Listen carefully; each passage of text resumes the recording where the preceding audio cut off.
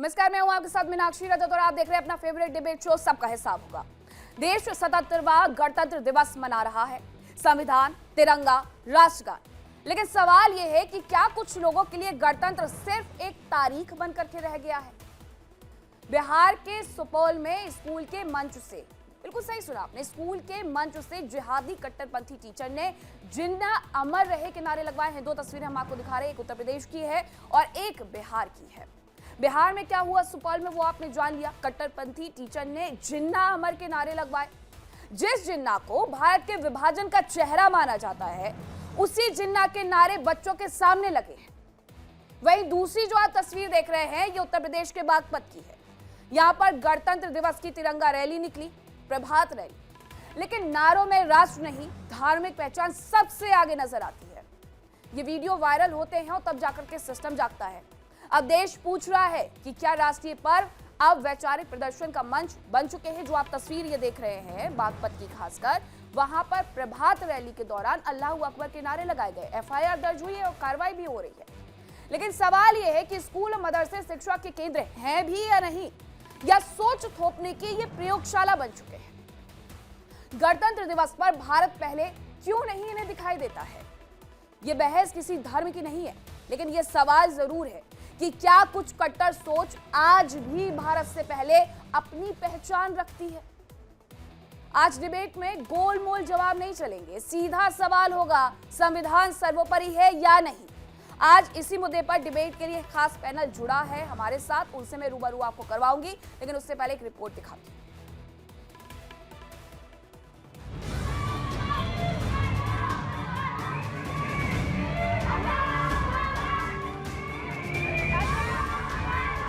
26 जनवरी को देश 77वां गणतंत्र दिवस मना रहा था। गणतंत्र दिवस के जश्न में देश सराबोर हो रहा था। तिरंगे की शान, संविधान के सम्मान में नारे लगाए जा रहे थे। लेकिन इस जश्न में कट्टरपंथी सोच वाले नफरत का बीज बो रहे थे। पहली तस्वीर बिहार के सुपौल जिले की है, जहां किशनपुर प्रखंड के एक स्कूल में गणतंत्र दिवस पर झंडा फहराया गया। लेकिन इसके बाद एक कट्टरपंथी शिक्षक मोहम्मद मंसूर आलम ने मंच से जिन्ना अमर रहे के नारे लगाए। वहीं दूसरी तस्वीर उत्तर प्रदेश के बागपत की है, जहां गणतंत्र दिवस पर मदरसे के छात्रों ने तिरंगा रैली निकाली। रैली में अल्लाह अकबर के नारे लगाए गए। बताया जा रहा है कि रैली में सबसे आगे मदरसा संचालक चल रहा था, उसके सामने ही बच्चों ने नारे लगाए। ये सवाल किसी धर्म का नहीं, ये सवाल राष्ट्रीय मंच पर अनुशासन और संवैधानिक मूल्यों का है। गणतंत्र दिवस न व्यक्तिगत विचारधाराओं का मंच है, न विवादित प्रतीकों का। तो फिर स्कूलों और मदरसों जैसी शिक्षण संस्थाओं पर बच्चों के सामने ऐसे नारों की जरूरत क्यों? जो जिन्ना हमारे देश को बांटने वाला खलनायक था, एक खास वर्ग के मन में उसके लिए इतना प्रेम क्यों? हिंदू धर्म गुरु और मुस्लिम स्कॉलर में ऐसे बयानों को लेकर खासा नाराजगी है। ऐसे लोगों पर जब तक कठोर कार्रवाई नहीं होगी, तब तक ये लोग मानेंगे नहीं। ये चाहते हैं हमारे हिंदुस्तान में शरिया का शासन लागू हो, इस्लाम का झंडा बुलंद हो, क्योंकि इनकी मंशा शुरू से यही है कि हिंदुस्तान में षड्यंत्र करें और पाकिस्तान और बांग्लादेश के गुण गाएं। ये लोग हमेशा से हिंदुस्तान के खिलाफ षड्यंत्र करते आए हैं। मेरी प्रशासन से इल्तिजा है कि ऐसे लोगों को ऊपर कठोर से कठोर कार्रवाई करके उनकी सही जगह जो है जेल वहाँ पे पहुँचाना चाहिए, ताकि इस तरह की मानसिकता रखने वाले, इस तरह की सोच रखने वालों के ऊपर लगाम लग सके। देश सवाल पूछ रहा है कि आखिर कब तय होगा कि राष्ट्रीय पर्व पर भारत पहले, बाकी सब बाद में। जांच होनी चाहिए, जवाबदेही तय होनी चाहिए, क्योंकि गणतंत्र नारों से नहीं, संविधान से चलता है। Bureau report, India daily. तो आपने रिपोर्ट भी देख ली और तस्वीरें भी देख ली। एक तस्वीर बिहार से सामने आई है तो दूसरी तस्वीर उत्तर प्रदेश से सामने आई है। तस्वीर भले ही अलग अलग प्रदेश की हो, लेकिन मानसिकता बिल्कुल एक जैसी नजर आती है। आपको याद होगी उत्तर प्रदेश की एक तस्वीर हमने आपको पहले भी दिखाई थी, जहां पर समाजवादी पार्टी का एक नेता गुड्डू जमाली, जिसका स्कूल और उसमें छोटे छोटे पढ़ते मासूम बच्चे, जिनसे बार बार ये कहा जाता था, उनसे ये धार्मिक नारे लगवाए जाते थे कि अल्लाह ही सबसे महान है और सबसे महान अगर इस दुनिया को बनाने वाला है तो वो अल्लाह ही। इसी तरीके की शिक्षा वो छोटे छोटे मासूम बच्चों को 5-5, 6-6 साल की दी जा रही थी। आप एक बार फिर से देख लीजिए, ये हमारे समाज के वो लोग हैं जिनके कंधों पर भार टिका हुआ है देश को आगे बढ़ाने का, लेकिन इनका जो सपना है वो देश को शरीयत के हिसाब से चलाने का है। और ये जो हरकतें करते हैं उससे यही लगता है। अल्लाह अकबर के नारे और इसके साथ साथ जिन्ना के नारे। अब सवाल यह है कि क्या धर्मनिरपेक्ष देश में धार्मिक नारे लगाना जिहादी साजिश का हिस्सा है? यह सबसे बड़ा सवाल है कि क्या अब बरगलाने की जो एक और शुरुआत है वो स्कूल से ही की जा रही है, ताकि बच्चे बड़े हों उसके पहले ही। बच्चे माना जाता है कि कच्ची मिट्टी होते हैं, आप जैसा उन्हें सिखा देंगे वो वैसा सीख जाएंगे। तो आप बचपन से ही उनके दिमाग में ऐसा गढ़ दीजिए कि आगे आने वाले वक्त में वो कुछ और सोचने लायक रह ही ना जाए। इसी मुद्दे पर करेंगे चर्चा। कौन कौन से मेहमान मेरे साथ जुड़ रहे हैं, करवाती हूँ आपका परिचय। मेरे साथ जुड़ रहे हैं आचार्य अरुण कृष्णन, हिंदू धर्मगुरु, थोड़ी देर में जुड़ेंगे। राजू दास, हिंदू धर्मगुरु, थोड़ी देर में जुड़ेंगे। फलारी महाराज भी जुड़ेंगे और मोहम्मद कबीर नदवी भी जुड़ेंगे। हमारे साथ फाजिल अहमद भी थोड़ी देर में जुड़ेंगे और वकास वारसी, ट्रस्टी दरगाह सेवा शरीफ के, मैं उनसे सवाल ले लेती हूँ, वो मेरे साथ जुड़ गए हैं। वकास वारसी, इस पूरे मुद्दे पर आपने देखा कि दो हमने तस्वीरें दिखाई, एक उत्तर प्रदेश की भी दिखाई हमने, एक बिहार की भी दिखाई। तो ये जो जिन्ना वाली सोच है वो क्यों अभी भी एक समाज के अंदर इतनी ज्यादा हावी है कि देश अपना संविधान को लेकर के गणतंत्र दिवस मना रहा है? ऐसा नहीं है कि हम पहला, दूसरा, तीसरा गणतंत्र दिवस मना रहे हैं जहां अभी भी हमारी जहन में थोड़ी यादें ताजा रह जाएं। 77वां गणतंत्र दिवस मना रहे हैं। जिन्ना को लेकर के बहुत अच्छी छवि तो मुझे लगता है कि मुसलमानों के बीच में नहीं है, फिर भी जिन्ना अमर रहे के नारे लगाए जा रहे हैं, अल्लाहू अकबर के नारे लगाए जा रहे हैं। देश क्या सबसे बाद में आता है? मीनाक्षी जी, मैं आपके सवाल का जवाब शुरू करूंगा 1940 से। 1940 बिफोर इंडिपेंडेंस जिन्ना को कंडम हिंदुस्तान के मुसलमानों ने 1940 से कर दिया था। मौलाना अबुल कलाम आजाद साहब को हम दोनों याद करते हैं, हर एक हिंदुस्तानी याद करता है, इसलिए क्योंकि वो हमारे देश के, सिर्फ इसलिए नहीं क्योंकि वो हमारे देश के पहले शिक्षा मंत्री थे, एचआरडी मिनिस्टर थे, बल्कि इसलिए कि आज़ादी की लड़ाई में मौलाना आज़ाद ही वो इंसान थे जिन्होंने 1940 से ही जिन्ना का विरोध मुखर होकर किया, जिन्होंने जिन्ना को खुलेआम कहा कि तुम अंग्रेजों के बनाए हुए वो पपेट हो, अंग्रेजों की डिवाइड एंड रूल पॉलिसी, विभाजनकारी नीति पे चलने वाले वो व्यक्ति हो जो ना केवल हिंदुस्तान के मुसलमानों का मुस्तकबिल बर्बाद कर रहे हो, बल्कि मजहब के आधार पे, टू नेशन थ्योरी, मजहब के आधार पे बांट के पाकिस्तान में जिन मुसलमानों को ले जा रहे हो इनको भी जिंदगी भर बर्बाद रखोगे। तो मैं मानता हूं कि इस तरह का कोई भी टीचर, बड़ी शर्म की बात है कि इस तरह का कोई व्यक्ति टीचर है किसी स्कूल में जो जिन्ना के प्रेज में नारे लगवा रहा है बच्चों से। ऐसे लोगों का सिर्फ और सिर्फ इलाज है कि उन्हें जेल और भारतीय न्याय संहिता में जितनी कठोरतम कार्रवाई ऐसे लोगों पर हो सके उन पर होनी चाहिए। हम सरकार के, हम देश के साथ हैं। बिल्कुल, और होगी भी कार्रवाई। लेकिन फाजिल अहमद, एक तस्वीर तो बागपत से भी सामने आई है कि प्रभात रैली निकली और इसके साथ अल्लाहू अकबर के नारे लगाए गए। अल्लाहू अकबर के नारे, मतलब देश से बड़ा है हर चीज को हम धर्म की आड़ में तो छिपा करके नहीं कर सकते हैं।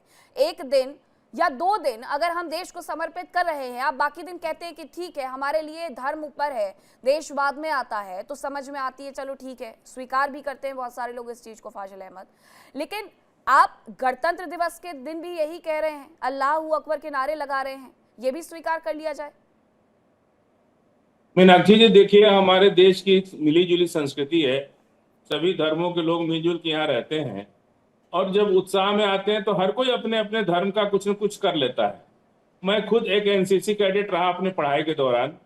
हम लोग जब एनसीसी कैडेट थे, पढ़ाई के दौरान जब सारे नारे लगते थे देशभक्ति के, उसके बाद लोग हर हर महादेव का नारा लगाते थे बनारस के अंदर। कोई दिक्कत नहीं थी उसमें, किसी को कोई ऑब्जेक्शन नहीं था, तब भाजपा नहीं थी इसलिए कोई दिक्कत नहीं थी। आज अगर कोई हमारे स्कूल के अंदर हर हर महादेव का नारा लगता था, नारे तकबीर अल्लाह अकबर भी होता था, इंकलाब जिंदाबाद भी होता था, और अगर कोई अपना धार्मिक नारा लगा लिया तो मुझे नहीं लगता कि किसी को इतनी परेशानी होनी चाहिए, क्योंकि सभी लोग अपने अपने धर्म का नारा लगाते हैं। हम खुद अपने स्कूल में पढ़ते थे तो हमारे स्कूल में हर हर महादेव, अब सोचिए कि आज से 20-25 साल पहले की ये बात होती थी कि स्कूलों के अंदर हमारे हर हर महादेव, कभी कभी तो हम लोग भी उनका साथ देते थे।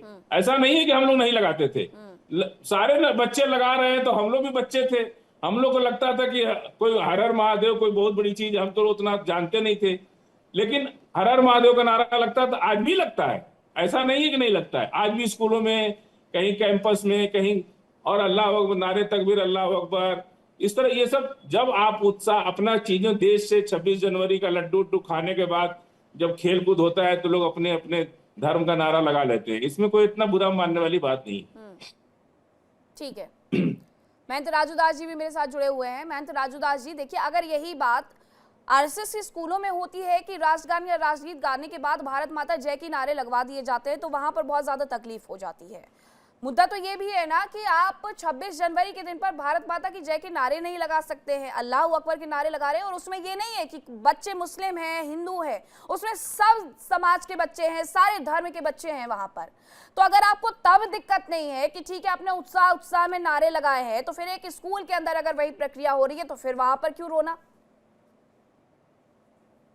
मैं निवेदन पूर्वक कहना चाहूंगा कि बहुत अच्छी बात है, धार्मिक नारा लगाइए। धार्मिक नारा लगाने में कहीं कोई रोक नहीं, कहीं टोक नहीं, और कहीं कोई आपत्ति नहीं है। लेकिन 26 जनवरी, गणतंत्र दिवस, 15 अगस्त पर जब इस प्रकार से कृत्य किए जाना राष्ट्र के साथ धोखा है और अपने आप के साथ धोखा है।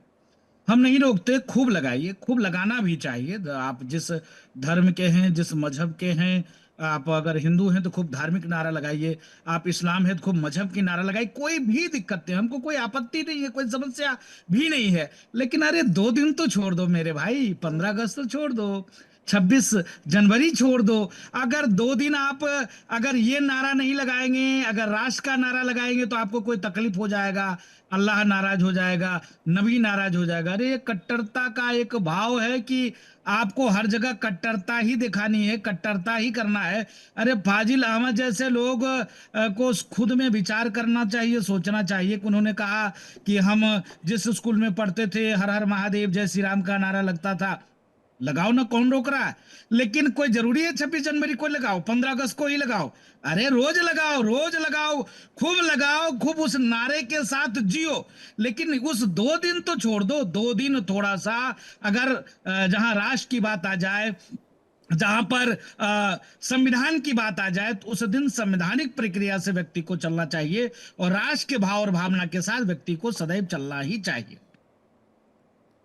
बताइए फाजिल जी, मेरा सवाल भी शुरुआत में यही था कि आप बिल्कुल लगाइए, अल्लाह अकबर के नारे लगाने से आपको किसने रोका है? बात ये है, सवाल ये है, बात ये है फाजिल अहमद, और सवाल भी यही है मेरा कि क्या 26 जनवरी को, 15 अगस्त को हम देश को ऊपर नहीं रख सकते हैं? सुनिए, बिल्कुल ऊपर है, देश सबसे ऊपर है, देश से बड़ा कुछ नहीं है। 15 अगस्त हो, 26 जनवरी या कोई भी पर्व हो, जब जो लोग जहां इकट्ठा होते हैं हमारे देश में, ना तो अल्लाह अकबर बोलने पर कोई पाबंदी है, ना हर हर महादेव बोलने पर, ना जो बुरे खालसा के उस चाहे सिख का नारा हो, सभी लोग अपना अपना नारा लगाते हैं। और कई बार तो ऐसा होता है कि स्कूलों में सभी मिलके एक दूसरे का नारा लगाते हैं। ऐसा नहीं है, हम लोग सिख समाज के बच्चों के साथ पढ़ते हैं, जो बोले खालसा जो बोलते हैं वो लोग हम लोग उनको भी लगाते हैं, और हर हर महादेव का भी नारा लगाते हैं। पढ़ने के दौरान खुद मैंने हर हर महादेव का नारा लगाया है, क्योंकि हम लोग, हमारे सारे बच्चे बोल रहे हैं तो हमको बोलने में क्या जाता है? अरे चाहे महादेव कहो, चाहे अल्लाह कहो, चाहे कुछ भी कहो, सब हैं तो एक ही ना। ऐसा थोड़े है कि इन्होंने टीका लगा लिया तो हिंदू अलग हो गए। अरे सब भगवान कहो, अल्लाह कहो, गॉड कहो, सब एक ही है। हम सब एक ही वंश, एक ही माँ बाप की संतान है। संविधान के साथ तो चलो, अरे एक दिन तो संविधान को आगे रखो, एक दिन तो संविधान को आगे रखिए महाराज। एक दिन जैसे एक तरफ संविधान रख दिया जाए और एक तरफ जो है आपका रामायण रख दिया जाए और हमको कहा जाए तो हम कहेंगे कि संविधान प्रथम है, और एक तरफ कुरान रख दिया जाए और एक तरफ संविधान रख दिया जाए तो आप ये कहोगे कि कुरान पहले संविधान बाद में। अरे इस कट्टरता को त्यागो, इस मनोभाव को त्यागो, इस प्रवृत्ति को आपको तिलांजलि देनी पड़ेगी। आप भारत में हो, आप हिंदुस्तान में हो, बहुसंख्यक समाज भाव और भावना को आपको कदर करना पड़ेगा, आपको संविधान को कदर और करना पड़ेगा। आप थोड़ा सा इस्लामिक भाव और विचार को आपको पीछे करना पड़ेगा। हम नहीं रोकते, आप खूब लगाइए, कोई नहीं रोक रहा है। खूब इस्लाम की नारा लगाइए, इस्लामिक भाव से चलिए, हम आपके साथ अजय हैं, महात्मा लेकिन आप गांधी की देश जय के बोल साथ तो दीजिए। होइए, आप जय संविधान भीम के बोल साथ दीजिए तो एक आइए, बार। आप एक बार संविधान जय के भीम साथ तो बोलिए ना। रहिए, आप संविधान। एक बार जय भीम बोल दीजिए। जय भीम, एक जय बार भीम, जय बोल भारत। दीजिए। बताओ, तुम बोलो। हम तो बोल रहे जय भीम जय भारत। बताओ, आप बताओ, आप बताओ हमें जय भीम अच्छा जय है, भारत। यही बोलो, संविधान का नारा हम तो बोलो आज जय से भीम जय पहले हम भी भारत। बोल रहे बोलो, हैं। बोलो, बोलो, जय भीम, बोलो, जय भीम, बोलो, जय बोलो भारत, जय भीम महात्मा जय गांधी की भारत। जय। बोलो, अब आप बोलो कहेंगे जय भीम जय नाथूराम गोडसे की भारत। जय बोलो तो बोलो, नहीं बोलो। बोलेंगे। अरे तुम्हारे जैसे राष्ट्रद्रोहियों ने देश को बांटा। अरे जिन्ना राष्ट्रद्रोही कौन तो थे? कौन है तुम्हारे ही जो तो बाप पाखंड दादा बजा थे। करके लूट रहा है जिन्ना देश कौन की था? जनता तुम्हारा को। ही तो बाप दादा जो था। पाखंड बना जिन्ना करके कौन देश की था? जनता को लूट जिन्ना रहा है कौन वही था? जिन्ना राष्ट्रद्रोही ही है, तुम्हारे जो बाप देश की दादा थे। जनता को लूट रहा है।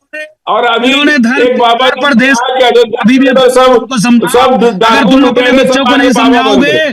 तो फिर मारा जाएगा, इनकाउंटर होगा, स्थिति खराब हो जाएगी। इसके नाते अभी वक्त है, समय अरे है, अपने मरना बच्चों हर को समझाओ। मुसलमान का ईमान है। आतंकवादी मत मौत जो बनाओ, है बरहा के हर सबको आतंकवादी मत मरना है। बनाओ, आपको नहीं मरना है क्या? आतंकवादी मत बनाओ, राजू दास जी, आपको नहीं मरना है आतंकवादी मत क्या? बनाओ, आतंकवादी मत अरे बनाओ भैया, आपको आतंकवादी नहीं मत मरना है बनाओ। क्या? अपने आप नहीं बच्चों को मरेंगे क्या? राष्ट्रवादी बनाओ, अपने बच्चे को राष्ट्र से जोड़ो, बिल्कुल अपने राष्ट्रवादी है बच्चे हम को लोग। संविधान से हम लोग जोड़ो, बिल्कुल अपने राष्ट्रवादी है। बच्चे को ये बहुसंख्यक पढ़ लेने से समाज थोड़े की कोई संस्कृति राष्ट्रवादी हो से जाते हैं। जोड़ो।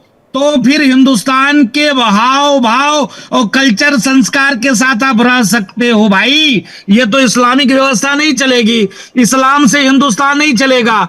डेमोक्रेसी है, लोकतांत्रिक व्यवस्था है, प्रजातंत्र है। तो प्रजातंत्र है तो प्रजातंत्र में संविधान के साथ चलेगा, डेमोक्रेसी के साथ चलेगा, इस्लाम से नहीं चलेगा। अपने बच्चों को आपको समझाना चाहिए, बताना चाहिए कि अब ये कट्टरपंथ समाप्त हो चुका है। एक बार तो आपने देश को बांट ही दिया धर्म के आधार पे।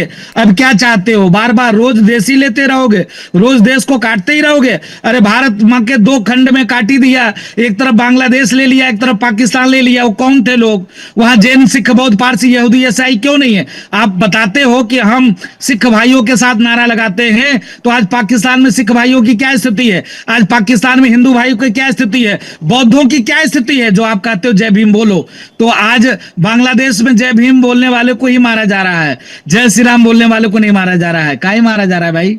ये तो विचार करना चाहिए ना, गौर करना चाहिए। 15 अगस्त 26 जनवरी को आप अपने बच्चों को आपको समझाना पड़ेगा, बताना पड़ेगा। ठीक है, आप रोज नारे हो तकबीर, अल्लाह हो अकबर का नारा लगाओ, लेकिन एक दिन तो संविधान की जयकारा यही करो, सवाल मेरा वंदे शुरुआत में भी मातरम था करो। फाजिल अहमद से कि किसी ने इस देश में रोका नहीं है, लेकिन एक दिन 2 दिन क्या हम देश को समर्पित नहीं कर सकते हैं? मैं आपके पास आऊंगी विकास, लेकिन फलारी महाराज जी भी हमारे साथ जुड़ गए हैं। दिनेश फलारी जी, मेरा सवाल आपसे ये है कि ऐसा तो नहीं है कि एक जो हम देखते हैं मौलाना साजिद रशीदी हो या फिर अरशद मदनी हो, वो हमेशा ये कहते रहते हैं कि हम कभी भी कुछ भी हो जाए ना हम भारत माता की जय के नारे लगाएंगे, ना हम वंदे मातरम को स्वीकार करेंगे। तो ये वही वाली सोच तो नहीं देखने को मिल रही है कि एक तरफ अल्लाह अकबर के नारे लग रहे हैं, दूसरी तरफ जिन्ना अमर रहे के नारे लग रहे हैं? देखिए, हमारे पूज्य राजूदास महाराज जी जो हमारे प्रेरणा स्रोत हैं सभी युवा हिंदुओं के, उन्होंने बिल्कुल सत्य कहा है। ये कट्टरपंथी कब छोड़ेंगे? ये तो मौलाना मदनी जैसी सोच है इन लोगों की भी। अरे 2 दिन को तो छोड़ दो, 26 जनवरी 15 अगस्त को तो कम से कम पकड़ दो। इस दिन भी तुम जिस देशद्रोही जिन्ना के नारे लगा रहे हो, ये तो बहुत दुखद है। ऐसे लोगों पर कार्रवाई होनी चाहिए। अब पाकिस्तान में, बांग्लादेश में कोई हमारा हिंदू भाई मां चालीसा नहीं पढ़ सकता, मां जय भीम नहीं बोल सकता, उनकी हत्याएं हो रही है। हमारे हिंदुस्तान में तो इनको इतनी स्वतंत्रता दे दी है कि कुछ भी नारे लगा देते हैं। तो ऐसा नहीं होना चाहिए, गलत कर रहे हैं ये लोग। ठीक है, विकास वारसी आप कुछ कह रहे थे?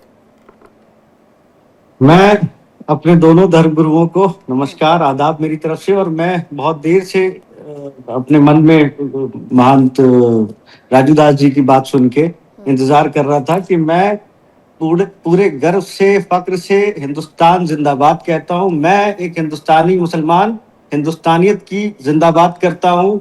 मैं पाकिस्तान की मुर्दाबाद करता हूँ, मैं जिन्ना की मुर्दाबाद करता हूँ, मैं मौलाना अबुल कलाम आजाद की जिंदाबाद करता हूँ, मैं महात्मा गांधी को जिंदाबाद कहता हूँ, और मुझे फक्र है कि मैं ये कर सकता हूँ।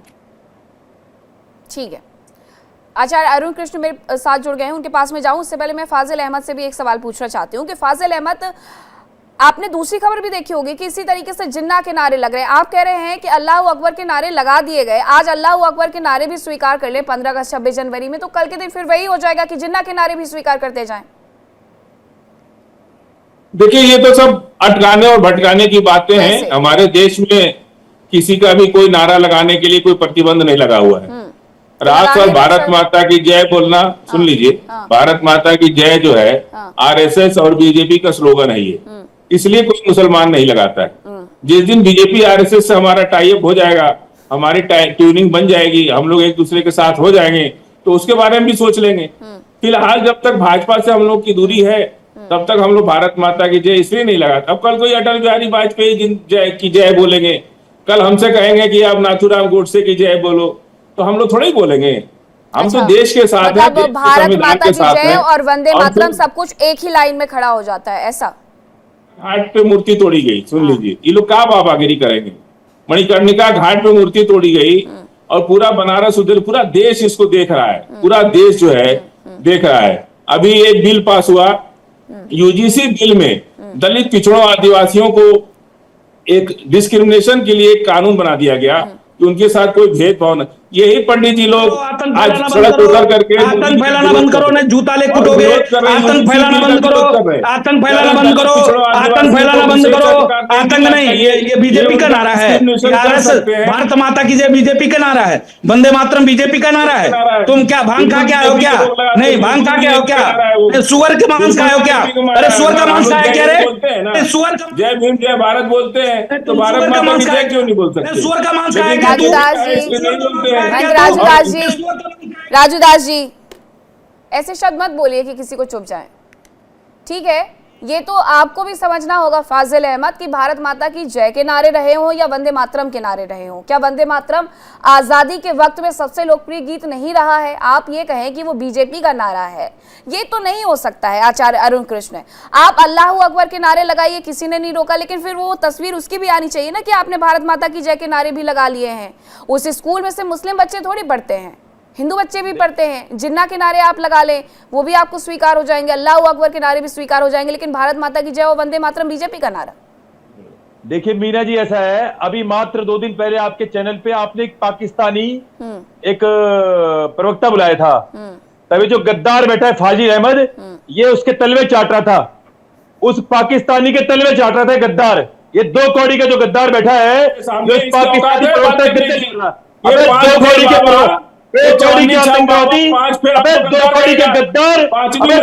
गद्दार, तेरे जूते मारूंगा तुझे। आचार्य अरुण कृष्ण फाजिल अहमद, थोड़ा शब्दों की मर्यादा रखिए। आप दोनों का एक दूसरे से विवाद वैचारिक हो सकता है, मतभेद हो सकता है, लेकिन इस तरीके के शब्दों का इस्तेमाल मत करिए।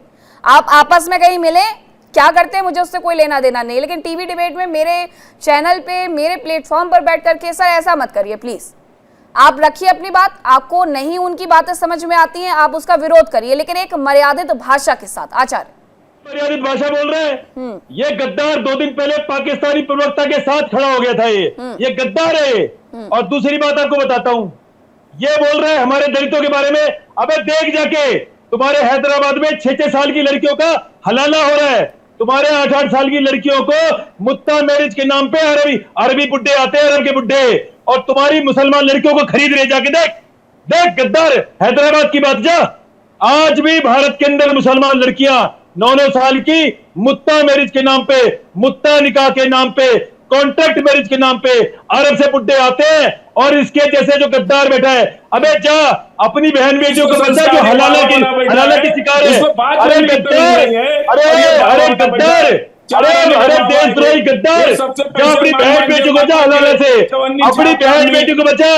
अरे शियाओं के दुश्मन, अरे गद्दार शियाओं के दुश्मन, अरे हलाला तेरी अपनी बहन बेटी को बचा हलाला से गद्दार। अरे देशद्रोही। आचार्य फाजिल अहमद, जब आप लोग डिबेट करते हैं तो क्या महिलाओं को लाना इतना आसान होता है? एक महिला ही डिबेट कंडक्ट कर रही है और आप महिलाओं के खिलाफ ही बोलें, रहने दीजिए। वकास, आप मुझे एक बात बताइएगा, आप तो ट्रस्टी हैं दरगाह सेवा के, दरगाह देवा शरीफ के, जरा मुझे ये समझाइएगा कि क्या बच्चों के मन में बचपन से ये भर देना सही होता है कि आपके लिए अल्लाह इज ग्रेटर? ठीक है, अच्छी बात है, इससे आपको कोई तकलीफ नहीं है, किसी को कोई तकलीफ नहीं है, लेकिन भारत माता की जय और वंदे मातरम के नारे आप मत लगाइए, ये कह देना वकासवासी तो बिल्कुल सही नहीं है। हम हमेशा देखते हैं मौलाना साजिद रशीदी के बयान आते हैं, अरशद मदनी के बयान आते हैं, और वो इसी तरीके की सोच को आगे बढ़ाते हैं। तो ये सोच क्या स्कूल के शिक्षकों पर भी हावी हो गई है जो वहां पर पढ़ाने जाते हैं? मीनाक्षी जी, मैं कहता हूं कि इन सारी लड़ाईकारी, विभाजनकारी बातें छोड़ के हमें बच्चों को सीख ये देनी चाहिए, और हम देते हैं कि हिंदुस्तान में आप मुस्लिम बच्चों को भी ये सिखाएं जो हम सिखा रहे हैं, जो रब है वही राम है। हम हिंदू और मुसलमान दो अलग अलग सभ्यताएं हैं, जिनको आजादी के वक्त ही हमारे बड़ों ने बताया था कि इन सभ्यताओं को साथ लेके चलना है। ये सभ्यताएं कभी मिल नहीं सकती हैं, क्योंकि ये दो अलग अलग सभ्यताएं हैं, लेकिन इन सभ्यताओं को साथ लेके चला जा सकता है, और बहुत खूबसूरती से साथ लेके चला, अब तक लेके आया गया है बहुत खूबसूरती से। तो मैं, ऐसा नहीं है कि मीनाक्षी जी आज इस डिबेट के पहले या इस डिबेट के बाद इन दोनों मुस्लिम हिंदू सभ्यताओं को साथ लेके नहीं चला जा सकता है। हमारे और आपके ही परिवार के बड़ों ने बहुत खूबसूरती से इस पाक हिंदू और मुसलमान की जो सभ्यताएं हैं, अलग अलग त्योहार मनाने की, अलग अलग अकीदों की, जिसको ताकत देता है भारत का संविधान। आपको, मुझको, स्वामी जी को, महंत जी को, किसी मौलाना को, किसी उलेमा को, सबको एक मंच पे लाके आपस में सौहार्द बनाने की ताकत हमारा भारत का संविधान देता है। 26 जनवरी भारत के संविधान के लागू होने का दिन है। हमें उस दिन, चाहे वो मास्टर जिस मास्टर ने, मुझे अफसोस है कि वो मुस्लिम समुदाय से आता है, अगर उसने जिंदाबाद के नारे लगवाए तो इससे ज्यादा शर्म की और इससे ज्यादा शर्मनाक कोई हादसा नहीं हो सकता आज के हिंदुस्तान में, क्योंकि हमारे बड़ों ने बहुत कुर्बानियां दी हैं। 52 पालकियां आज नफरत की बहार में, हम लोग क्या ये भूल सकते हैं कि 52 उलमाओं की पालिका, उलमा वो जैसे महंत जी बैठे हैं, दुनिया की चीजों से संन्यास लेने के बाद, दुनिया के स्वाद से, दुनिया की ऐशो आराम से संन्यास लेने के बाद कोई उलेमा बनता है। 52 पालकियां उलमाओं की अंग्रेजों ने जान से मार के पेड़ से उल्टा लटका दिया था। क्या हम उस खून को, उस बलिदान को भूल जाएंगे किसी एक मास्टर, किसी एक फसादी की वजह से? हम तो मांग कर रहे हैं कि हिंदुस्तान का कानून उसको कड़ी से कड़ी सजा दे। ठीक है, लेकिन ये विकास वारसी आपके शब्द हो सकते हैं, लेकिन इस देश में बहुत सारे लोग ऐसे हो गए आचार्य अरुण कृष्ण, जिन पर ये जिन्ना वाली सोच हावी हो गई है, और इसीलिए इनकी वजह से ये कुछ लोग बदनाम करते हैं, एक पूरे समुदाय को प्रेजेंट करते हैं। अगर आप शिक्षक हैं, आप मौलाना हैं, आप मदरसे को चलाते हैं, आप स्कूल को चलाते हैं, तो आपका तो ये सबसे पहला जिम्मा बनता है कि आप बच्चों को वो तालीम दें जिसकी वजह से वो देश को आगे बढ़ाने की सोचे, ना कि देश को बंटवारा करने की सोचे। अच्छी चिकनी चुपड़ी बातें कोई भी कर सकता है, लेकिन ये बताइए, आज तक कोई हिंदू पूरी दुनिया में जो MBBS डॉक्टर होते हुए भी अपने पेट में बम बांध के फट गया और 5 नमाज पढ़ के, बताइए एक हिंदू कोई? ये केवल मुसलमान ही पूरी दुनिया में आतंकवाद करते हैं, और पूरी दुनिया की आतंकवाद की जड़ केवल मुसलमान है। और बड़ी देखिए हास्यास्पद बात है, ये कल के कायर लालची आज के मुसलमान हैं। और इसका सबूत ये देता हूं, जो मुसलमान अपना सनातन धर्म नहीं बचा पाए, कन्वर्टेड, आज इस्लाम बचाने निकले हैं। अरे तुम्हारे पुरदादे सारे रामलाल श्यामलाल हुआ करते थे, तुम अपना सनातन धर्म तो बचा नहीं पाए, अब तुम इस्लाम बचाने निकले हो। एक बात बताओ, पूरी दुनिया में यहाँ तो बीजेपी RSS तुम्हारी अरे बताओ, अरे आतंकवादी जो बैठा है, आतंकवादी ये पाकिस्तान का तुमने है गद्दार। अरे गद्दार ये बैठा है, गद्दार, ये जो गद्दार बैठा हुआ है, 2 कौड़ी का गद्दार बैठा हुआ तुमने। अरे हलाले की पैदाइश बैठा रखी है। आप फिर वहीं पहुंच गए, आप फिर वहीं पहुंच गए, आप फिर वहीं आचार्य अरुण कृष्ण, आचार्य अरुण कृष्ण, आचार्य अरुण कृष्ण, आचार्य अरुण कृष्ण हटाइए। आप लोग दोनों ही पहले तो फैक्ट पर बात करेंगे और अमर्यादित भाषा में बात नहीं करेंगे। महंत राजू दास जी, एक समुदाय को दूसरे समुदाय से मैं समझती हूं कि आप जब एक ही घर में रहते हैं तो आपकी हर व्यक्ति से नहीं बन सकती है। देश का भी वही हाल है कि आप एक ही समुदाय से दूसरे समुदाय से समटाइम्स नहीं बनती है। लेकिन ये सोच हम जिसके बारे में हम बात कर रहे हैं कि आपने जिन्ना को अमर रहे के नारे लगा दिए, आपने अल्लाह अकबर के नारे लगा दिए, और ऐसी बहुत सारी तस्वीरें आई होंगी। मुझे लगता है ये 2 तस्वीरें इसलिए ज्यादा नोटिफाई हो गई हैं क्योंकि इन लोगों के ऊपर कार्रवाई शुरू हो गई है। लेकिन अगर कोई स्कूल चलाता है, कोई कॉलेज में पढ़ाता है, तो क्या इन लोगों के मन में शुरुआत से यही जहर घोला गया कि आज ये बच्चों को भी शुरुआत से ही वही जहर पिलाने पर तुल गए हैं? नहीं, मैं देखिए, मैं निवेदन पूर्वक कहना चाहूंगा कि जिस प्रकार से देवा शरीफ के ट्रस्टी ने बहुत सुंदर उद्बोधन किया, बहुत अच्छा बोला है। देखिए, भारत एक ऐसा खूबसूरत देश है जिस देश में हर कौम, मजहब, संप्रदाय, पंथ और संप्रदाय के लोग रहते हैं। भारत ही एक ऐसा देश है। और अगर फाजिल अहमद यहाँ पर बैठे हुए हैं, मैं पूछना चाहता हूं कि और भी इस्लामिक कंट्री है, उस इस्लामिक कंट्री में जैसे इन्होंने कहा कि बोलिए जय भीम, तो मैंने जय भीम बोला। इन्होंने कहा बोलिए नमो बुद्धाय, हमने कहा नमो बुद्धाय भी बोला। क्या मैं इनसे पूछना चाहता हूं कि भारत में किसी भी प्रकार से कोई रोक, कोई टोक, किसी भी प्रकार से दुराव, किसी के पास बढ़ाव, आज भारत में राष्ट्रपति भी हो रहा है, उपराष्ट्रपति भी हो रहा है, जनरल भी हो रहा है, कर्नल भी हो रहा है, आज तमाम सांसद भी हैं, मंत्री भी हैं, मुख्यमंत्री भी हैं। क्या इस्लामिक स्टेट में, इस्लामिक राज्य में, इस्लामिक व्यवस्था में क्या जैन है, सिख है, बौद्ध है, पारसी है, यहूदी है, ईसाई है? क्या ये इनके मतांतर पंथ के या पूजा स्थल या इबादत स्थल या इनके मानने वाले वहां क्यों नहीं है?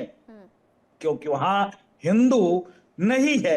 अगर हिंदू होता तो ये सब भी होते। तो इसके नाते मैं अपील करता हूं, निवेदन करता हूं कि ये लोग ऐसे लोग हैं जिन्होंने डर के मार से, फाजिल अहमद के 5 पीढ़ी पहले इनके बाप दादा बहुत बड़े बुजदुल थे, कट्टर थे, इन्होंने गलती बस इस्लाम स्वीकार कर लिया। इस्लाम कोई भारत का वो पंथ नहीं था, इस्लाम कोई भारत में जन्म लिया हो संप्रदाय नहीं था। हाँ, इस्लाम के मानने वाले हिंदुस्तान आए, आने के बाद यहाँ को लोगों को अपना बनाने का प्रयास किया, चाहे वो तलवार के नाम बल पर, चाहे दबाव के बल पर, चाहे कट्टरपंथ के बल पर। और फाजिल अहमद के बाप दादा परदादा इस्लाम स्वीकार कर लिया। लेकिन अभी भी वक्त है इनको स्वयं में स्वबोध करना चाहिए, समझना चाहिए कि हम हिंदुस्तान में हैं, भारत में हैं, तो यहाँ कोई धार्मिक विषय से देश नहीं चलता है, यहाँ संविधान से देश चलता है। तो कम से कम ये 2 महत्वपूर्ण भारत का जो उत्सव है, ये 15 अगस्त और 26 जनवरी, इस पर तो कम से कम चिंता और चिंतन इनको करना चाहिए। जो कट्टरता का सोच अपने बच्चों में इन्होंने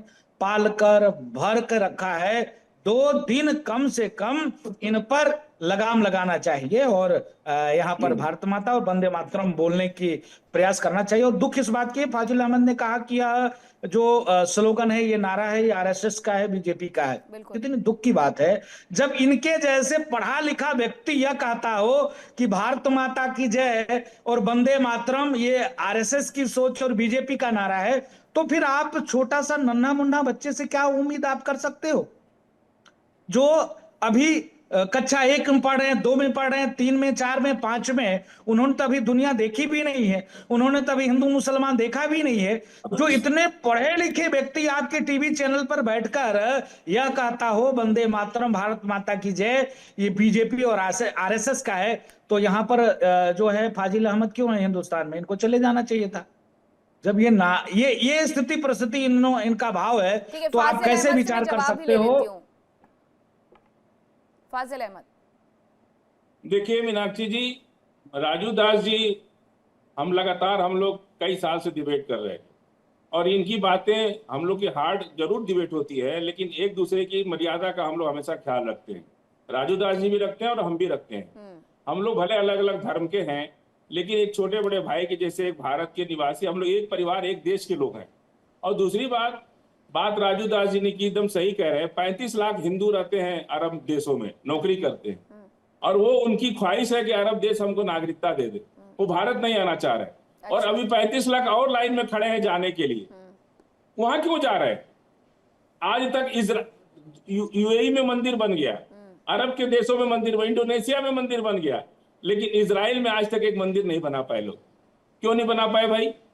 क्यों नहीं बाकी जगह करा पा रहे आप? ये बात, हमारा देश नंबर 1 बात। दूसरी बात, इन्होंने कहा कि भारत माता, वंदे मातरम बच्चों की बात है। निश्चित रूप से अगर ये हम कोई बात महसूस कर रहे हैं तो वो तो करना ही पड़ेगा। ये बात जो वंदे मातरम कर रहे हैं, उसका राष्ट्रीय गीत के रूप में किस मुसलमान ने स्वीकार नहीं किया उसको? किस कॉलेज में नहीं, किस बच्चे ने पढ़ा?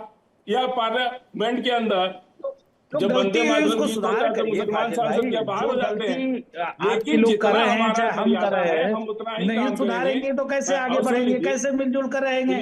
एक तरफ तो आप कहते हो कि राजू दास जी मेरे भाई हैं, बड़े भाई छोटे भाई के जैसे रहते हैं, तो स्वीकार आपको करना पड़ेगा महोदय। आपका इतना भैया, तो सम्मान क्या है करें, देश हम में, अपना धर्म आपकी धर्म विचार स्वीकार को कर लें आपका। अगर कोई भी दूसरी कहाँ बात कोई सुन दबा लीजिए, रहा है, कभी हम कोई लोग किसी जो ने नहीं मुसलमान दबाया, बने उस कभी पर किसी ने नहीं हमारे, दबाया। सुनिए, आप हम लोग स्वतंत्र जो हो, मुसलमान किसी भी बने ना, प्रकार के, सुनिए, भाई हम लोग डेमोक्रेसी है, लोकतांत्रिक व्यवस्था है, अरे रुकिए ना बाबा, प्रजातंत्र में है, रुकिए। बाबा साहब भीमराव अंबेडकर द्वारा रचित संविधान, संरक्षित संविधान में सबको अधिकार है। लेकिन इस अभी अधिकार यूजीसी का बिल आया, मतलब यूजीसी बिल, आपको दुरुपयोग यूजीसी बिल नहीं आया, करना सुनिए राजू चाहिए, जी, कहने का भाव ये है। यूजीसी बिल आया अभी, किस तरह से वहां पे दलित, आदिवासी, पिछड़ी जात के बच्चों को, उनको प्रोटेक्शन के लिए एक कानून बना कि उनका भेदभाव ना किया जाए। किस तरह से देश में उसका विरोध हो रहा है, कौन विरोध कर रहा है? कोई मुसलमान विरोध कर रहा है उसका? कौन विरोध कर रहा है? दूसरी बात, आपने कहा हम लोग जो मुसलमान बने आपके वर्ण व्यवस्था के चलते बने, यही नहीं, डिस्क्रिमिनेशन, यही डरपोक भेदभाव थे भाई, के ये चलते क्यों हम कहते लोग वर्ण वर्ण व्यवस्था? व्यवस्था क्यों, बुजदिल वर्ण थे व्यवस्था यार, के तुम चलते उनको चोर बहुत थे। धन्यवाद है, हमको नहीं अपनी नहीं, पीढ़ी पर तुम वो इस्लाम मक्कार कबूल थे कर लिया, हमको फाजिल भाई, वर्ण व्यवस्था की तुम गुलामी से मक्कार मुक्ति मिल थे। गई। सुनो हमको तो, वर्ण व्यवस्था तुम की गुलामी से मक्कार मुक्ति थे, मिल गई। हम लोग तुम्हारे मुक्त हो बाप गए, दादा आजाद हो गए चोर वर्ण थे, व्यवस्था से, और बुजदिल इस्लाम थे, ने कबूल कर इसलिए लिए। लालच जहाँ बस कोई ऊंच नीच स्वीकार नहीं, कर कोई लिया इस्लाम। छुआछूत ये नहीं, क्यों नहीं कहते? कोई आप अमीर बताते नहीं, हो कोई पिछड़ी वर्ण जाति नहीं, व्यवस्था, सब एक वर्ण जैसे हैं। व्यवस्था। इसलिए हमारे हमको यहाँ बहुत जगत गुरु धन्यवाद देते हैं, रामानंदाचार्य अपने भगवान ने कहा, अपनी जात पीढ़ी पात को, पूछे अपने न कोई, माता हरि पिता, के भजे हरि दादा का होए। परदादा जो अच्छा भी तुम हमको मेरी जात इस्लाम में बता ले दो आए, बस। उनका अच्छा बहुत बहुत फाजिल, धन्यवाद है कि फाजिल उन्होंने अहमद, हमको तुम वर्ण मेरी जात व्यवस्था बता से दो, हम मुक्त बाबा कर हैं, दिया। बताओ मेरी जात, तुम वर्ण बताओ, व्यवस्था, बताओ ऊंच मेरी जात नीच, बताओ। अच्छा छुआछूत, तुम मेरी जात भेदभाव से बता दो, मुक्त कर दिया चलो मेरी हमको। जात बता दो। नहीं तो आज भी अच्छा हम चलो मुंह मेरी रखे जात खड़े बता होते दो। किसी का, अरे ये आज भी कभी हम नहीं किसी की कहते कि बहस मेरे खिला बाप रहे मक्कार होते, थे, मेरे आज दादा भी हम मक्कार किसी थे, के मेरे दादा सामने चोर थे, चप्पल पहन के इसके नहीं नाते गए इस्लाम होते। स्वीकार कर आज लिया। भी हम ये तो घोड़े बोलो, पे तुम सवारी नहीं बताते हो कर कि नहीं, सकते थे, नहीं वर्ण इसलिए व्यवस्था, मुक्त वर्ण हो व्यवस्था, गए। वर्ण हम लोग व्यवस्था, वर्ण व्यवस्था वर्ण से मुक्त व्यवस्था, हो वर्ण। गए। हाँ हम लोगों को माना चप्पल कि हाँ पहनने की किसी ने आजादी एक नहीं ने मिली, गलती हम किया, लोगों को समाज तो में उस सर उठा गलती के को जीने की आजादी मिली, समाज पे थोपोगे क्या? हमको उससे जैसे आजादी आज मिल गई, देखो पूरे दुनिया हमको में ऊंच आतंक नीच से व्याप्त है, आजादी तो मिल सब गई, इस्लाम के ही और मानने एक वाले हैं। लाइन में हम खड़े आप होकर पूरे नमाज इस्लाम को पढ़ने हम लगे। आतंकवादी कहते हैं क्या? नहीं, मेरा हम सवाल लोगों ने आपसे क्यों है, छोड़ा वर्ण मेरा व्यवस्था के सवाल, दुख से छोड़ा? मेरा सवाल सुन तो आप लो बोलिए। प्रभु, मेरा सवाल। आज पूरे दुनिया में इस्लामिक आतंकवाद का बहुत बोलबाला है। जितने भी नहीं तो आतंकवादी समझ पकड़े लीजिए, जा रहे हैं, हमारा इस्लाम के तो कहा पकड़े ही जा नहीं रहे हैं। जाता सुन तो है। लो, सुनो तब बोलना, सुन तो लो, सुन तो लो, सुनो तो फाजिल भाई, हाथ जोड़ते हैं भैया, सुन तो लो, नहीं नहीं, बड़े बोलिए भाई बोलिए सुनो बोलिए बोलिए। तो जब आप ये बताओ पूरे दुनिया में ऐसी व्यवस्था है, तो क्या हम इस्लाम को आतंक से जोड़ते हैं क्या?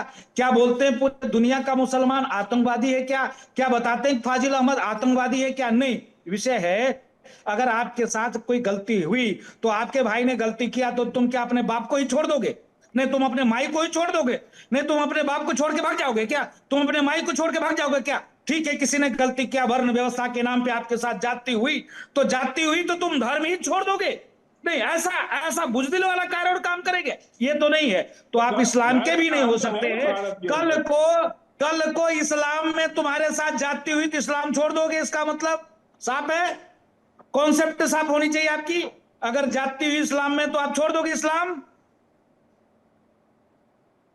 नहीं नहीं, अब बोले हम, अब हम हाँ बोले। जी, तभी तो। 30 हाँ सेकंड में बोलिए बोलिए आप। अपना देखिए, सवाल, जवाब खत्म इस्लाम करिए कुरान से फाजिल अहमद। चलती है। हाँ, इस्लाम जो है वो कुरान से चलता है। कुरान में हमको कहीं इस तरह की बात नहीं है डिस्क्रिमिनेशन करने के लिए, और ना होता है। हमारे यहाँ जो एक कानून बन गया वो कानून बन गया।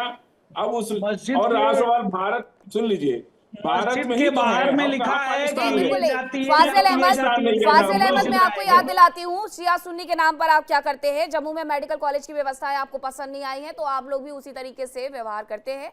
अगर देश में यूजीसी की व्यवस्थाएं किसी को पसंद नहीं आई, तो सबको उतरने का अधिकार है। आप लोगों को किसी ने रोका नहीं है, बिल्कुल आइए, खड़े होइए, आप भी पोस्टर पकड़िए।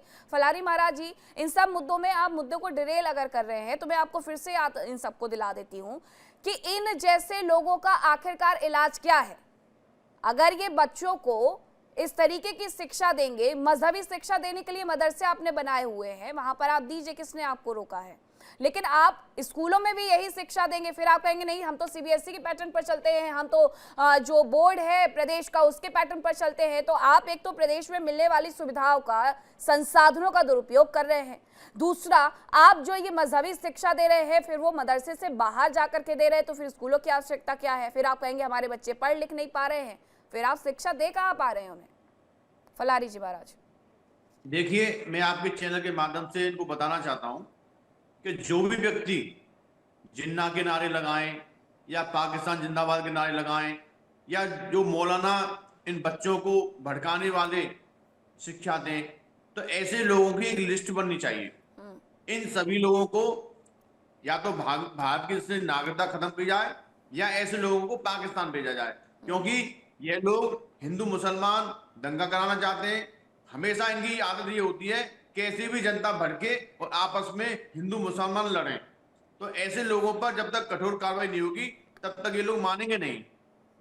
ठीक है, विकास वारसी, आपको याद होगा कि जब ये पूरा विस्फोट का मामला सामने आया था दिल्ली से, खासकर लाल किले के सामने से, तो उसमें भी एक इमाम की गिरफ्तारी हुई थी। बताया गया था कि जम्मू कश्मीर में रहकर के उस व्यक्ति के द्वारा बहुत सारे लोगों का माइंड वॉश किया गया था। अब अगर इस तरीके की चीजें बढ़ती रहेंगी समाज में और बार बार ऐसी चीजें बाहर आएंगी तो फिर सवाल तो पूछे जाएंगे। मीनाक्षी जी, मैं सबसे पहले तो आपके सवाल का जवाब जरूर दूंगा, लेकिन मैं रिक्वेस्ट करता हूं चैनल से, और बहुत अजीब बात होगी कि आज पहली बार मुझे पैनल पे आपने 5 लोगों को बुलाया। 3 मेरे बड़े हिंदू धर्म गुरु हैं, महंत हैं, पूजनीय हैं, उनका मैं एहतराम करता हूं।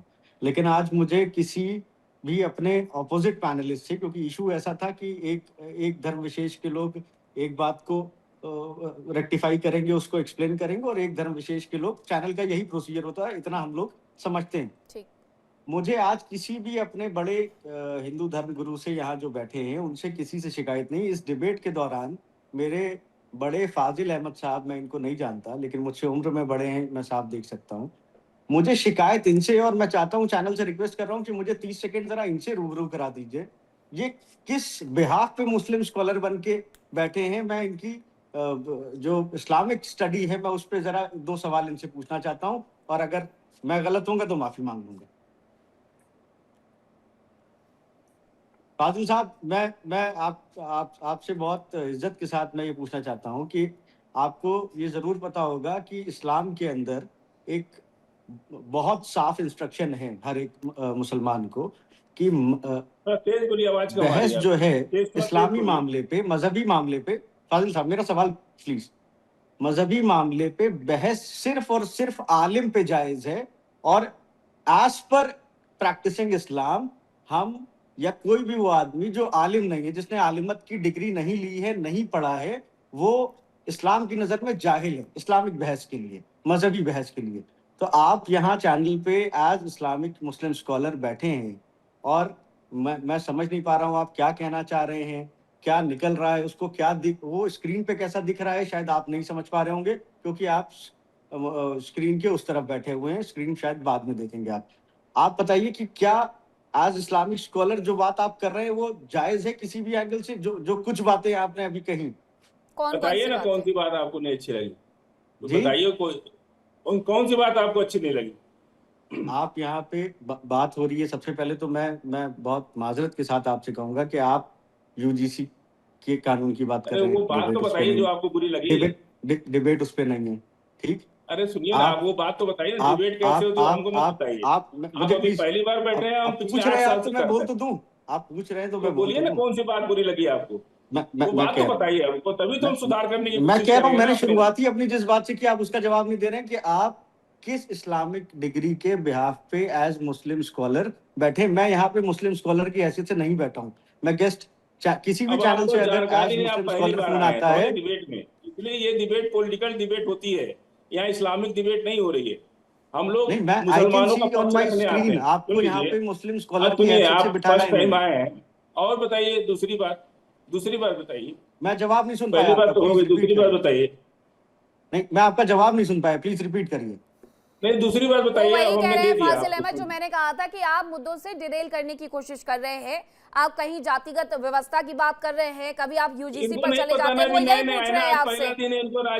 मैं कह रहा हूँ मेरे भाई, और जो आप बोल रहे हैं क्या दिख रहा है, राजनीति का ज्ञान नहीं है इनको। इनको कैसे देश में क्या चल रहा है इनको पता नहीं, अभी फर्स्ट टाइम आया है ना ये। अच्छा, इसलिए मैं कह रहा हूँ ये अभी इनको ये कोई फाजिल अहमद, पता है आप जैसे लोगों का दिक्कत क्या है कि अगर कोई देश के साथ खड़ा होकर के देश के लिए बोलना, फाजिल अहमद अगर देश के साथ खड़ा होकर के कोई देश के लिए बोलना शुरू कर दे तो वो कौम का गद्दार हो जाता है, भले ही वो दरगाह देवा शरीफ से आए हो चाहे जहां से आए हो, लेकिन वो आपके लिए कौम के गद्दार हो जाते हैं क्योंकि वो देश के साथ खड़े हुए। आचार्य अनुकृष्ण बोलिए। 2 मिनट मुझे अपनी बात करने जी दीजिएगा। दलित की यहाँ बात हो रही है और फाजिल अहमद ने कहा कि वर्ण व्यवस्था के कारण मैं मुसलमान बन गया। ये इनके मुसलमान मजहब में 73 फिरके हैं और 73 फिरके आपस में तेली, घोसी, हलाल, अशरफ, अजलफ ये सारे आपस में लड़ रहे हैं।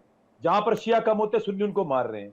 पूरी दुनिया में 722 आतंकवादी जो यूएन डेजिग्नेटेड आतंकवादी है 722, उसमें 700 मुसलमान हैं। अब इन्होंने बात दलित की बोली। जामिया मिलिया यूनिवर्सिटी और अलीगढ़ यूनिवर्सिटी दोनों के अंदर दलित हिंदुओं का आरक्षण है और यूजीसी दोनों में यूजीसी बिल का समर्थन करते हैं, क्योंकि दोनों यूजीसी बिल का समर्थन करते हैं, मोदी जी का दोनों के यूजीसी अंदर बिल का की संख्या समर्थन ज्यादा करते है। हैं। बोलिए बाबा ये जी। दलितों का आरक्षण खा गए। ये दोनों का एक करके बोलेंगे, एक जामिया मिलिया इस्लामिया में और अलीगढ़ यूनिवर्सिटी में जैसे इनकी संख्या ज्यादा बढ़ी, इन्होंने जो हमारे दलित भाइयों का आरक्षण खा गए। ये कह रहे हैं हम यहाँ पर ज्यादा संख्या में आरक्षण देंगे नहीं। जहां पर देखिए, जैसे ही कोई एक मुसलमान राष्ट्रवादी होगा, सबसे पहले उसका विरोध कौन करेगा? फाजिल अहमद जैसे लोग। मैं आपको बता दूं, आतंकवाद एक रेबीज नाम का कैंसर है, रेबीज नाम का वायरस है। वो वायरस आपको एक आतंकवादी में जो चौथे स्टेज पे मिलेगा तो वो पेट पे बम बांध के फट जाएगा 5 वक्त की नमाज में, और वही वायरस जब छोटे हिस्से में होगा तो वो फाजिल अहमद बन जाएगा। लेकिन वो आतंकवाद का वायरस आपको हर मुसलमान में मिलेगा, और जैसे ही आदमी जो मुसलमान इस वायरस से बाहर होगा उसको फाजिल अहमद जैसे लोग आके उसका विरोध करेंगे। यदि ये वारसी बैठे हुए हैं, 4 राष्ट्रवादी बातें कर रहे हैं, तो सबसे पहले कोई इसका विरोध करेगा तो वो करेगा फाजिल अहमद। क्यों? क्योंकि इनको चाहिए कट्टर मुसलमान जो सहीह बुखारी 25 मेरे पीछे से देख लेना। सहीह बुखारी 25 में स्पष्ट शब्दों में कहा गया है कि जो अल्लाह को नहीं मानता वो जहन्नुमी है, उसे मारो। दुनिया में कोई और पूजने लायक नहीं है, दुनिया में कोई और कुछ नहीं है, केवल अल्लाह है। अल्लाह के सिवा कोई कुछ नहीं है। और ये किसने मारा था बाबा जी? फाजिल अहमद खुद ही कन्वर्टेड है भैया। ये देखिए 73 फिरके जो है, ये जो फाजिल अहमद है, ये फाजिल अहमद दलित मुसलमान है। ये दलित मुसलमान है, पसमंदा दलित मुसलमान, पसमंदा। ये वहां पर भी ये पसमंदा मुसलमान है जिसको अशरफ और पठान मारते हैं। अशरफ और पठान ना अपनी बेटी देते इनको, ना अपने बेटे देते। ये वहां के, मेरे तो सुनो, भगवान महादेव की कसम खा के कहता हूं, वाल्मीकि नाम का मित्र मेरे साथ मेरी थाली में खाना खाता है। मैं साधु संत महात्मा होकर भी मेरी थाली, हम साथ में है, हम साथ है, मेरी थाली में खाता है। लेकिन जो पसमंदा है, पसमंदा मुसलमानों को अशरफ पठान अपने पास बैठने भी नहीं देते, और वो कुरैशी भी, क्योंकि ये दलित है उनके। इनके बीच में सियाओं का जीना मुश्किल है। मैं सियाओं के कई मौलवी से मिलता हूँ। वकास वारसी भी कुछ कह रहे हैं। वकास वारसी, हमेशा क्या ये नहीं बताना चाहिए कि देश सबसे आगे आता है? देश के लिए अगर जरूरत पड़े तो ना हिंदू होगा ना मुसलमान होगा, हर कोई शीश नवाने के लिए, कटाने के लिए हमेशा तैयार रहेगा। वकास वारसी, मीनाक्षी जी हमेशा तैयार थे, कुर्बानी दी है, कुर्बानी देंगे। लेकिन आचार्य जी जैसे बड़ों से मेरा ये भी निवेदन है, मेरी गुजारिश है कि आप जब आप कह रहे हैं कि ये दलित मुसलमान है, दलित मुसलमान क्या होता है?